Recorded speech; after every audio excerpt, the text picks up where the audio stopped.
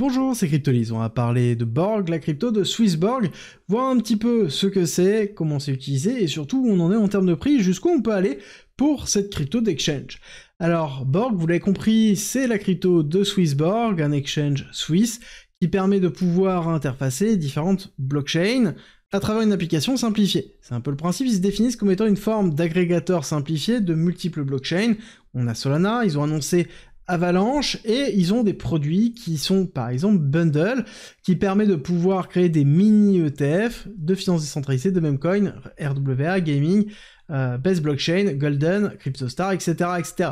Globalement, ce sont des bundles dans lesquels on souscrit à ce bundle, donc c'est-à-dire c'est l'ensemble des cryptos, et c'est rebalancé, donc c'est-à-dire que ça va être acheté et revendu pour garder l'équilibre au fur et à mesure, régulièrement, pour avoir un bundle qui est complet. C'est un peu le principe des différentes fonctionnalités que l'on peut retrouver dans justement Swissborg, en plus d'être une marketplace.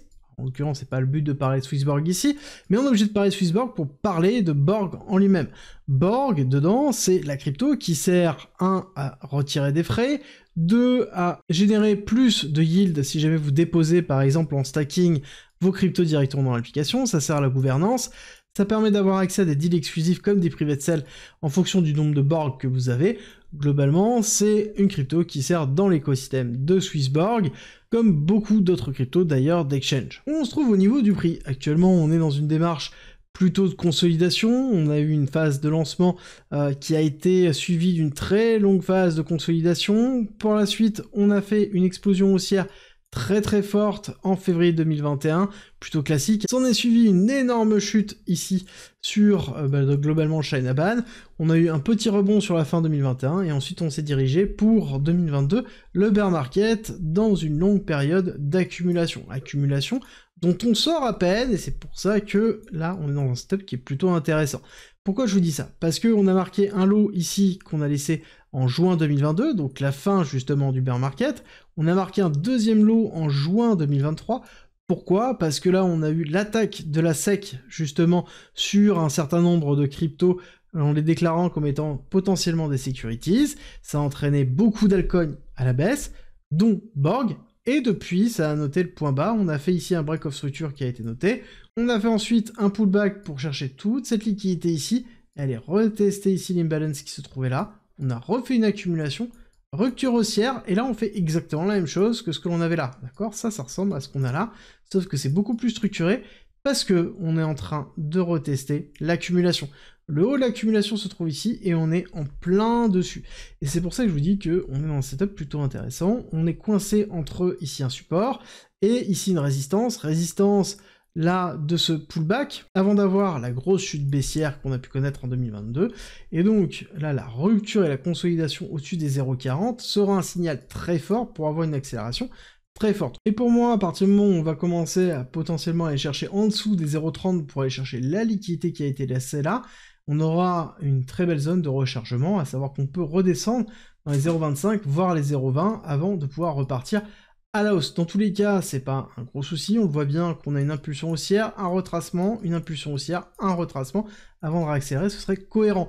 Là, après, tant qu'on tient le support des 0,30, il n'y a pas lieu de se dire qu'on va redescendre. En termes de perspective d'évolution, là-dessus, on a eu une accélération haussière, on est allé chercher ici un travail des liquidités par rapport à l'order bloc qui se trouvait là, donc plutôt correct. Ensuite, on a d'autres liquidités qui se trouvent dans les 0,9 et qui se trouvent dans les 1,20$, qui vont être assez compliqués à passer, qui encadrent globalement les 1$, chiffre clé comme on le connaît. En termes de perspective d'évolution, il y a plusieurs façons de le faire. La première va se faire par rapport ici à la FDV, à la market cap diluée, à savoir qu'on est sur une crypto qui est dans le top 50, et pour arriver à rentrer dans le top 100, il va falloir avoir une FDV dans les alentours de 1 milliard, ça me semble à peu près cohérent, voire potentiellement chercher les 2, 3, 4, 5 milliards de dollars en termes de FDV à partir du moment où on a en effet une rentrée des liquidités qui se déverse sur, globalement, Swissborg, sur l'écosystème, parce que Swissborg est un exchange. Plus on a un bull run, plus il y a des gens qui rentrent, plus il y a des gens qui rentrent, plus il y a des frais, plus il y a des frais, plus il y a besoin de Borg, et donc à ce moment-là, on a une incentive qui se crée, et justement, on a le token qui est valorisé de cette façon-là. L'autre façon de le voir, c'est à travers une extension de Fibonacci, on prend le point bas, on prend le point haut, on prend la zone ici de retracement maximum qu'on a eu, et viser les 1 et les 1.1 dans les alentours des 1,7, 1,9 $, voire chercher le 1,610 dans les alentours de 2,81 $, ce qui fait encore une fois des belles performances.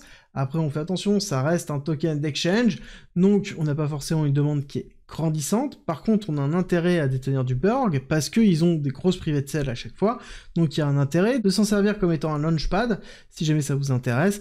Après, il va falloir voir si en effet, une fois que le cycle haussier soit terminé, est-ce qu'il y a un intérêt à avoir un launchpad? Pas forcément. Après, une fois qu'on rentre dans le bear market, c'est là où ça peut être intéressant de revenir. Bref, on a un setup qui est plutôt intéressant, on est dans une phase de consolidation.